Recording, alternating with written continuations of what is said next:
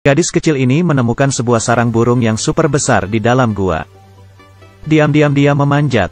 Rupanya di dalam sarang terdapat 7 anak lelaki yang tampan. Tiba-tiba salah satu dari mereka terbangun, membuka matanya dan langsung berubah menjadi seekor gagak.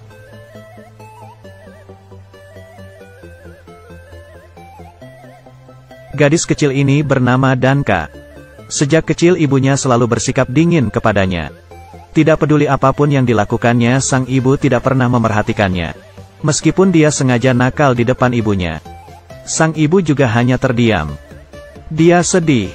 Danka tidak mengerti mengapa ibunya memperlakukannya seperti itu. Akhirnya dia mengetahui sesuatu dari gadis desa setempat. Di dalam hutan ada seorang penyihir yang bisa mengetahui segala sesuatu yang ada di dunia. Kemudian Danka pergi ke hutan mencari penyihir tersebut. Sang penyihir memberikan sebuah sisir dan berkata, "Kalau kamu menggunakan sisir ini untuk menyisir rambut ibumu, maka kamu akan melihat ingatan ibumu." Danka pulang. Saat tengah malam ibunya sedang tertidur pulas. Diam-diam menyisir rambut sang ibu. Kemudian dia melihat ingatan ibunya. Rupanya sebelum Danka lahir, ibunya pernah melahirkan 7 anak lelaki yang menggemaskan. Tetapi dia selalu menginginkan seorang anak perempuan. Lalu dia mengikuti perkataan penyihir, membuat roti sihir untuk membuat keinginan. Tapi siapa sangka anak-anak lelakinya berlari masuk ke dalam. Dan sang ibu lupa dengan mantranya. Tanpa sadar mengucapkan, "Saya berharap kalian semua berubah menjadi gagak." Dan akhirnya anak-anak lelakinya benar-benar berubah menjadi gagak. Danka baru mengetahui alasan mengapa selama ini ibunya sangat tersiksa. Demi membantu ibunya keluar dari trauma ini, dia mencari penyihir tersebut dan meminta cara untuk menghilangkan kutukan. Sang penyihir memberitahunya, "Kamu harus menggunakan daun jelatang untuk menjahit 7 potong baju, untuk dipakai abang-abangmu. Dengan begitu kutukan akan hilang." Dan sebelum pakaiannya selesai, Danka tidak boleh mengeluarkan satu kata pun. Danka pun mengikuti petunjuk sang penyihir, melewati gunung dan lembah dan sampai ke suatu tempat bernama Laut Hijau. Di sana dia menemukan ke-7 abangnya yang sedang tertidur pulas. Karena kutukan tersebut mereka berhenti bertumbuh. Hanya pada saat tertidur mereka bisa berubah menjadi manusia kembali. Demi segera menyelamatkan abang-abangnya. Danka mulai memetik daun jelatang dan membuat baju. Tetapi duri-duri daun jelatang melukai tubuhnya. Dia sangat kesakitan. Tetapi dukungan dari abang-abangnya membuatnya terus bertahan. Mereka juga membuatkan sebuah sarang untuknya. Segala sesuatu berjalan dengan sangat lancar. Sampai suatu hari sang pangeran muncul. Gadis ini sedang diam-diam makan jagung di ladang.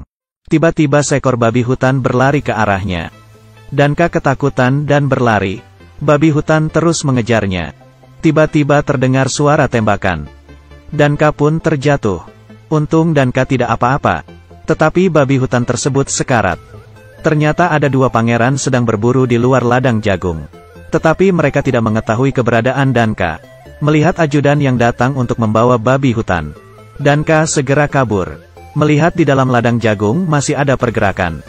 Pangeran kedua mengira masih ada babi hutan, dan bersiap-siap untuk melakukan tembakan. Tiba-tiba dia diserang oleh sekelompok gagak. Pangeran tersebut menembak salah satu gagak.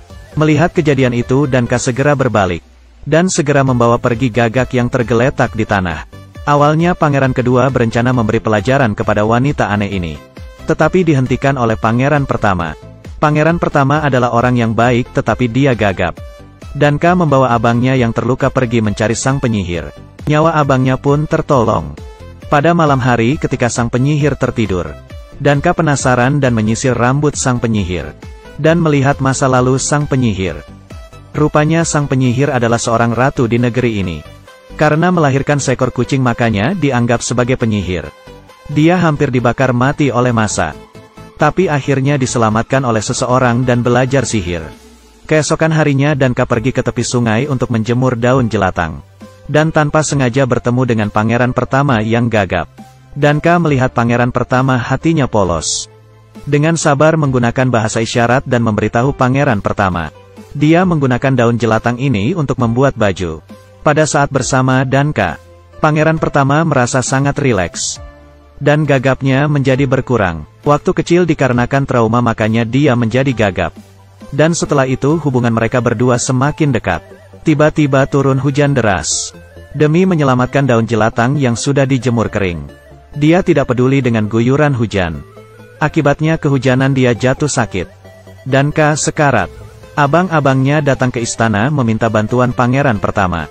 Pangeran pertama segera membawa Danka ke istana untuk menjalani pengobatan. Sekaligus mengangkut daun jelatangnya ke istana, agar Danka tetap bisa menjahit baju. Sang ratu marah besar setelah mengetahuinya. Dia dan pangeran kedua ingin mengusir Danka. Pangeran pertama panik, dan berteriak pada sang ratu. Saya ingin menjaga gadis yang baik hati ini. Siapapun tidak boleh melukainya. Semua orang terkejut karena pangeran pertama tidak lagi gagap. Dan ini artinya pangeran pertama bisa menjadi pewaris tahta kerajaan. Dan kesayangan ratu sang pangeran kedua akan kehilangan kesempatan ini. Sang ratu panik. Sang ratu panik. Lalu dia menyuruh pangeran kedua berdandan seperti raja yang dulu. Berdiri di luar jendela dan menakuti pangeran pertama.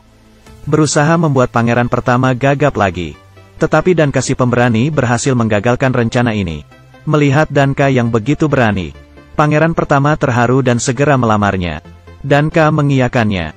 Dan keduanya pun segera melangsungkan pernikahan besar-besaran. Meskipun sedang melangsungkan pernikahan, Danka tetap sibuk menjahit baju. Pangeran pertama sangat mendukung pekerjaan Danka. Juga sangat baik kepada ketujuh gagak.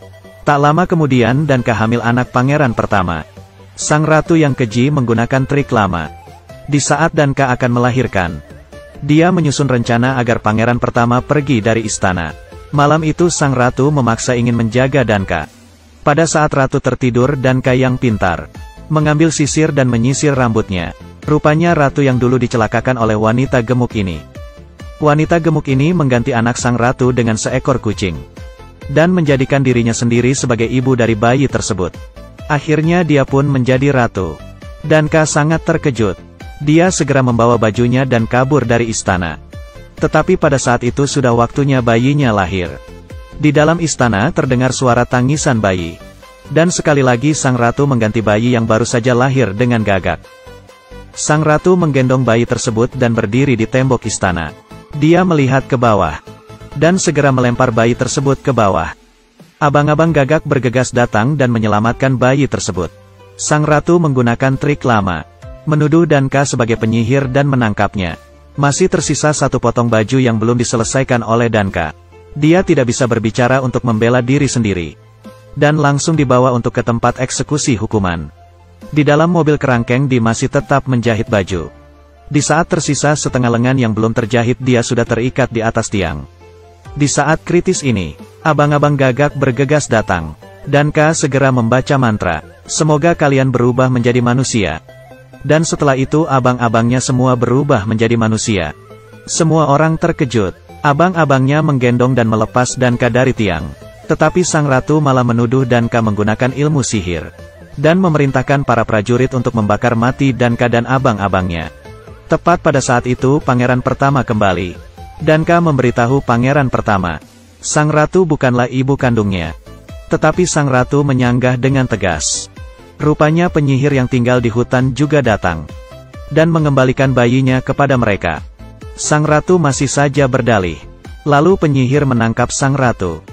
Dan menyuruh pangeran pertama untuk menyisir rambut sang ratu. Pangeran pertama tidak hanya menyaksikan rencana busuk sang ratu yang menukar putra mahkota. Tetapi juga menyaksikan sang ratu demi menjadikan pangeran kedua menjadi raja.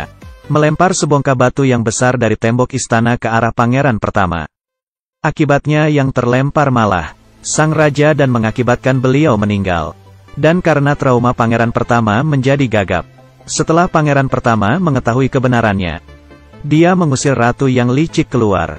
Sang penyihir kembali menjadi ratu. Danka membawa ketujuh abangnya pulang ke rumah. Mereka masih muda seperti dulu. Tetapi orang tua mereka sudah beruban. Menanti selama hidup.